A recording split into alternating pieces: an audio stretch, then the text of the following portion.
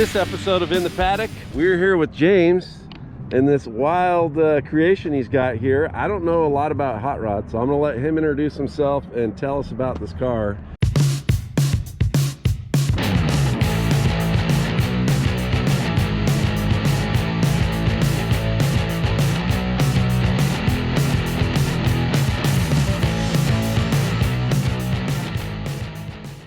James, what do you got here today?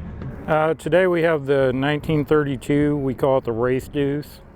It is a up and coming little toy that we got coming out. We had Efren Diaz drive it today to do a little testing in it. Made me look bad, but He laid down some quick times in this thing, didn't he? Efren did pretty good in it. For being in it for the first time and how quick the steering is, and I mean literally hopping in the car, running up and down the lane, and then coming back out, putting it on the track. He did put a little witness mark on the side of it.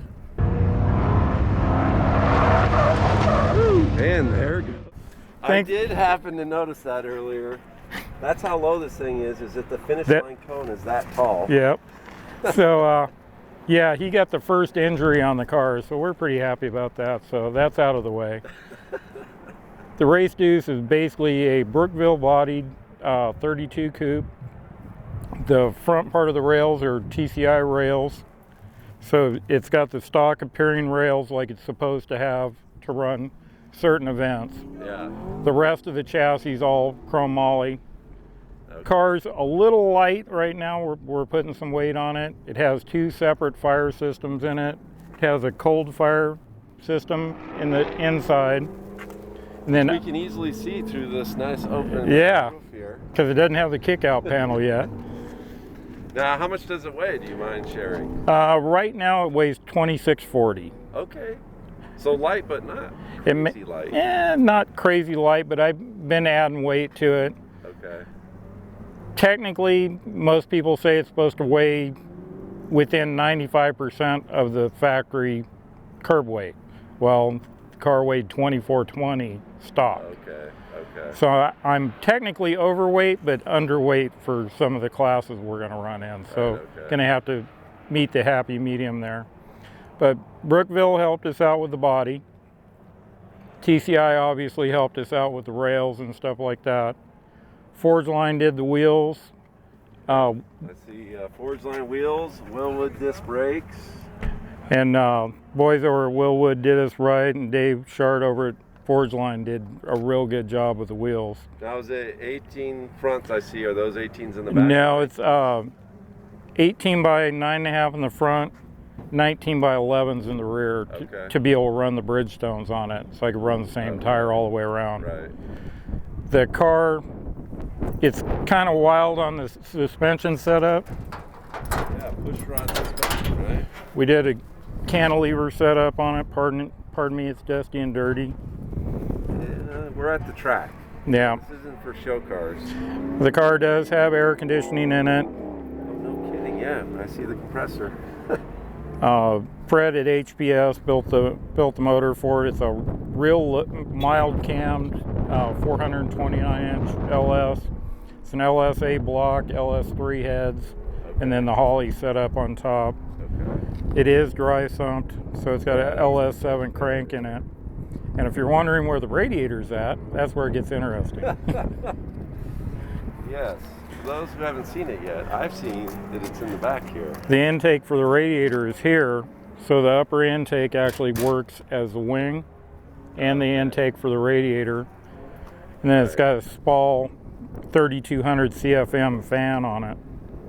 And stays cool, huh? No problem. It runs 190, 195 all the time. Nice, nice.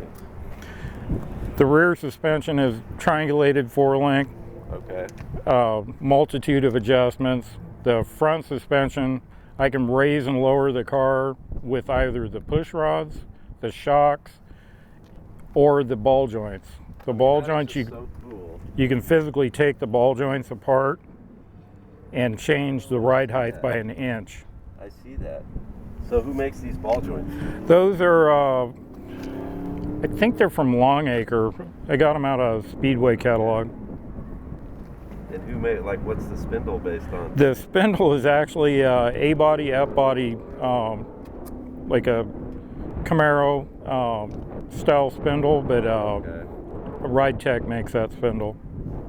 Okay. The transmission is a high tower clutchless.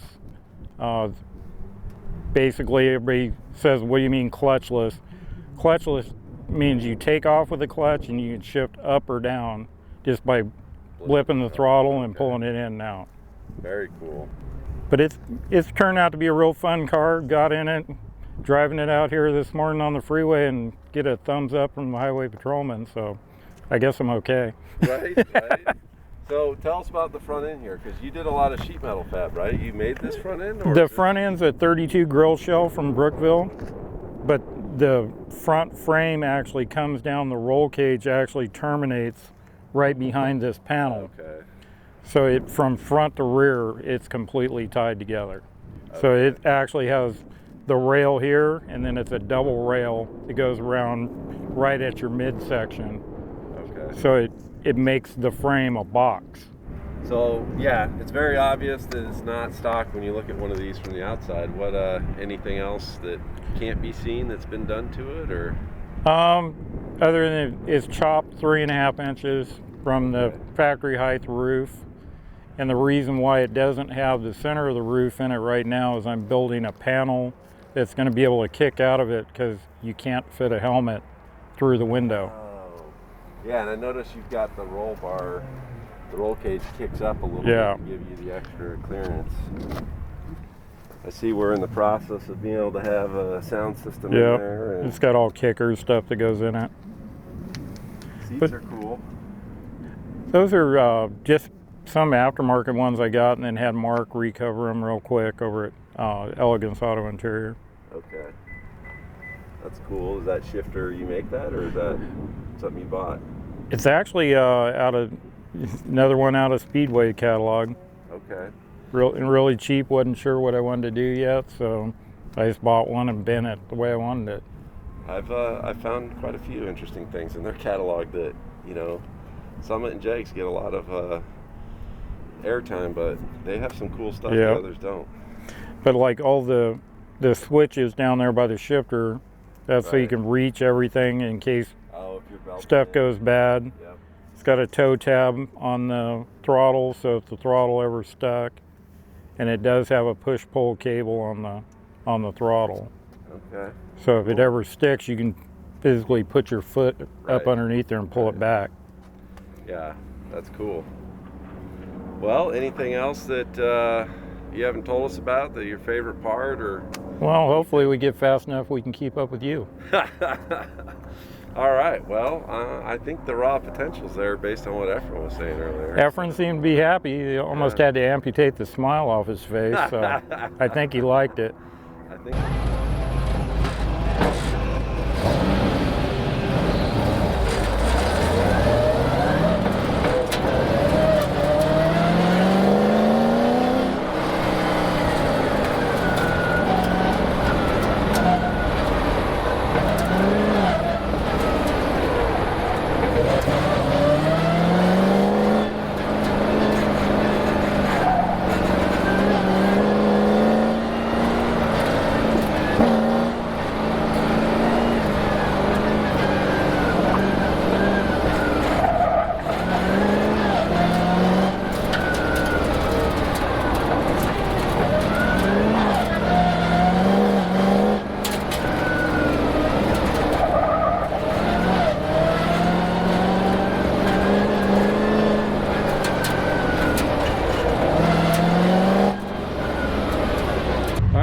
Three thoughts, top 3 thoughts after driving. Fun, fun, and fun. All right, give us something to work with here. The car is really good. It's actually got a lot. Yeah, thank you. Thought it was a Mustang. Yeah. It's got a lot of potential. It unloads the tire, so the locker opens up, or the true track opens up in the back, so you can't get the power down. The steering is a little bit snappy and quick. Yeah. You can actually work that through if you slow your head down and slow the hands down. But I mean, I threw a 47 down, or whatever. I think was that's that, a good time. 49.7. 49.7. I I've never driven this car, man. It's, Right. you know, it's got a lot of potential. Bring it to SCCA. That's what I gotta say. Yeah, do let's some play with that. testing. Yeah, let's test it. All right, We'll dial sweet. this thing in. Cool.